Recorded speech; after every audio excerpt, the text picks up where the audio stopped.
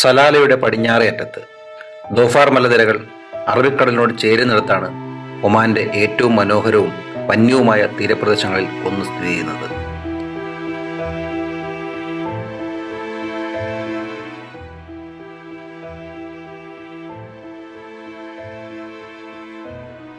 ശക്തമായ തിരമാലകൾ ഒരു ജലധാര പോലെ കുതിച്ചുയരുന്ന ബ്ലോ ഹോൾസ് ഒളിഞ്ഞിരിക്കുന്ന കരിങ്കൽ തീരങ്ങൾ, ആകാശം മുട്ട നിൽക്കുന്ന പ്രാചീനമായ പാറക്കൽ ഗുഹകൾ, മറ്റേതോ ലോകത്ത് എത്തിയതുപോലെ തോന്നിപ്പിക്കുന്ന അതിമനോഹരമായ വ്യൂ പോയിന്റുകൾ. ഇന്നത്തെ ആദ്യ യാത്ര അൽ മുക്സൈൽ ബീച്ചിലേക്കാണ്. കൂറ്റൻ ചുണ്ണാമ്പുകല്ല് മലകളോട് മുട്ടിയുരുമിക്കിടക്കുന്ന 6 കിലോമീറ്റർ നീളത്തിൽ പരന്നു കിടക്കുന്ന വെളുത്ത മണൽ തീരം, അതിനരികിൽ മനോഹരിയായ നീലക്കടൽ. തെളിഞ്ഞ വെള്ളവും അടിത്തട്ടിലെ വെളുത്ത മണലുമാണ് ഈ കടലിന് ഇത്രയേറെ ആകർഷകമായ ഈ ഇളം നീല നിറം നൽകുന്നത്.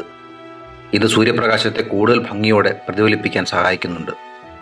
ഇതിനപ്പുറത്തായി ജബൽ ഖമർ മലനിരകൾ ഉയർന്നു നിൽക്കുന്നു. അതിമനോഹരമായ ഈ തീരപ്രദേശമായ മുക്സൈൽ യഥാർത്ഥത്തിൽ ഫോട്ടോഗ്രാഫർമാരുടെ ഒരു സ്വർഗം തന്നെയാണ്.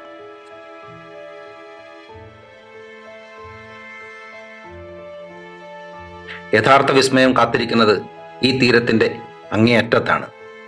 മുക്സൈൽ ബ്ലോഹോളുകൾ എന്നറിയപ്പെടുന്ന കടൽ തുരപ്പുകൾ കൊണ്ട് പ്രശസ്തമായ ബീച്ച്. ആയിരക്കണക്കിന് വർഷങ്ങൾ കൊണ്ട് ഇവിടുത്തെ ചുണ്ണാമ്പുകല്ല് പാറകൾക്കിടയിലൂടെ കടൽ സ്വന്തമായി രഹസ്യ തുരങ്കങ്ങൾ തീർത്തിട്ടുണ്ട്. ശക്തമായ തിരമാലകൾ അടിച്ചു കയറുമ്പോൾ കടലിന്റെ സ്പന്ദനത്തോടൊപ്പം ശ്വാസമെടുക്കുന്നത് പോലെ ഈ പ്രകൃതിദത്തമായ ദ്വാരങ്ങളിലൂടെ സമുദ്രജലം അതിശക്തമായി മുകളിലേക്ക് ചീറ്റിത്തെറിക്കുന്നു. ഖരീഫ് കാലത്ത് ആകാശത്തേക്കുയരുന്ന ഈ ജലധാരകൾ 30 മീറ്റർ വരെ ഉയരത്തിലെത്താറുണ്ട്. ഒപ്പം ഇടിമുഴക്കം പോലെ ഒരു വലിയ ഗർജനവും.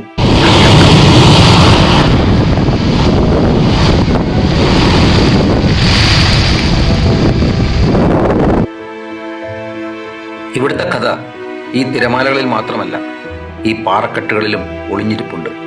നമ്മൾ കാണുന്ന ഈ മർണീഫ് ഗുഹയിൽ നൂറ്റാണ്ടുകളായുള്ള ഉപ്പുകാറ്റും കടൽക്കാറ്റും ചേർന്ന് പുരാതനമായ ഈ കരിങ്കൽ പാറകളെ തുരന്നെടുത്തിരിക്കുന്നു.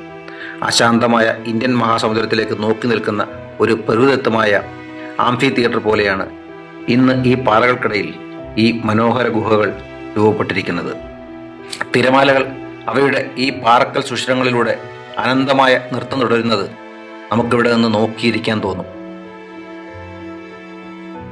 നല്ല മഴയുള്ള സമയത്ത് വഴുവഴുപ്പുണ്ടാകാൻ സാധ്യതയുള്ള ഈ കരിങ്കൽ തീരങ്ങളിലേക്ക് സഞ്ചാരികൾക്ക് പ്രവേശനം നിയന്ത്രിക്കാറുമുണ്ട്.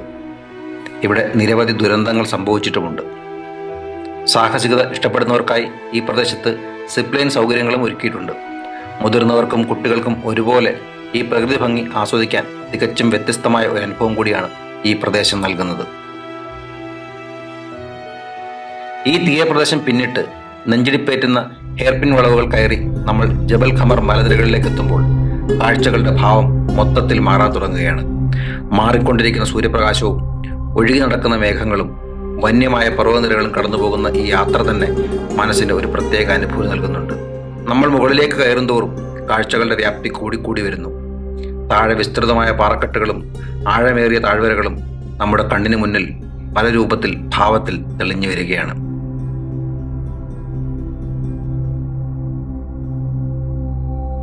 ഇടയ്ക്ക് നല്ലൊരു വ്യൂ പോയിന്റിൽ വണ്ടി നിർത്തി ഇറങ്ങി. അഷി ഖാൻ വ്യൂ പോയിന്റ് എന്നാണ് ഇതറിയപ്പെടുന്നത്. ഇവിടെ നിന്ന് നോക്കിയാൽ ഒന്നിനു പുറകെ ഒന്നായി മലനിരകളുടെ അനേകം അടരുകൾ ദൂരേക്ക് നീണ്ടു നീണ്ടു കിടക്കുന്നത് കാണാം. കോടമഞ്ഞിൽ മുങ്ങിയ മലകൾ.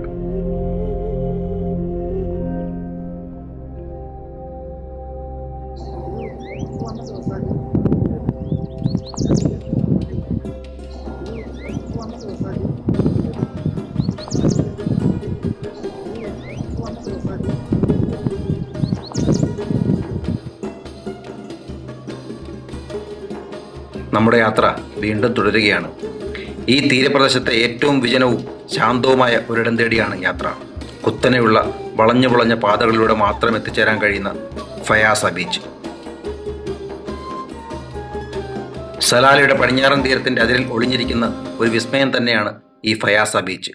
വന്യമായ പാറക്കെട്ടുകളും ഒളിഞ്ഞിരിക്കുന്ന കടൽ ഗുഹകളും നിറഞ്ഞ മറ്റൊരു ലോകം.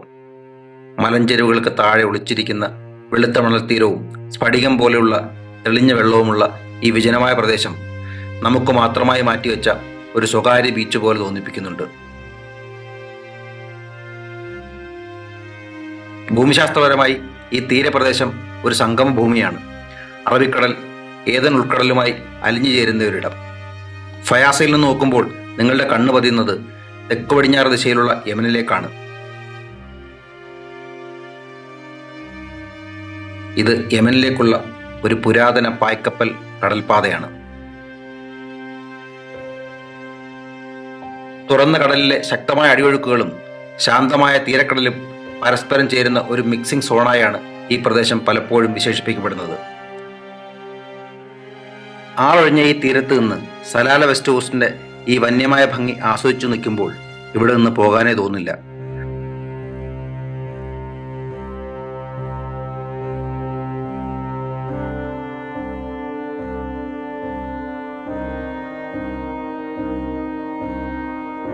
ഫയാസയുടെ ആ നിശ്ചലതയിൽ നിന്നും നമ്മൾ വീണ്ടും യമന്റെ ബോർഡറിലേക്ക് യാത്ര തിരിക്കുമ്പോൾ വഴിയോരങ്ങളിലെ ഭൂപ്രകൃതി വീണ്ടും പതിയെ മാറാൻ തുടങ്ങുകയാണ്.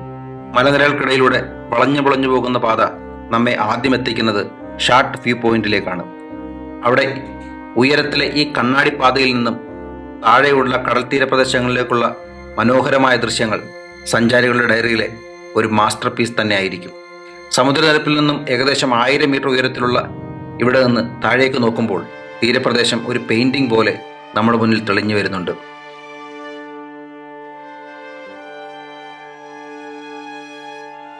ഇളം നീലക്കടലിലേക്ക് കുത്തനെ ഇറങ്ങി നിൽക്കുന്ന കൂറ്റൻ മലഞ്ചെരുവുകൾ, വളരെ താഴെയായി പാറകളിൽ തല്ലിത്തകർന്ന് ചിതറുന്ന വെളുത്ത കോടമഞ്ഞുകൂട്ടം, കയ്യെത്തി തൊടാൻ പാകത്തിൽ അരികിലേക്ക് ഒഴുകിയെത്തുന്ന മേഘക്കൂട്ടങ്ങൾ. ഇവിടേക്ക് മഞ്ഞിറങ്ങി വരുമ്പോൾ ഈ മലഞ്ചെരുവുകൾ വായുവിൽ ഒഴുകി നടക്കുന്നത് പോലെയാണ് തോന്നുന്നത്. ആകാശത്തിനും കടലിലെ തിരമാലകൾക്കും നടുവിലായി രൂപപ്പെടുന്ന ഈ മനോഹര ദൃശ്യം അറേബ്യൻ ഉപദ്വീപിലല്ല, മറിച്ച് ഏതോ സ്കോട്ടിഷ് മലനിരകളിൽ നിൽക്കുന്ന അനുഭൂതിയാണ് സമ്മാനിക്കുന്നത്.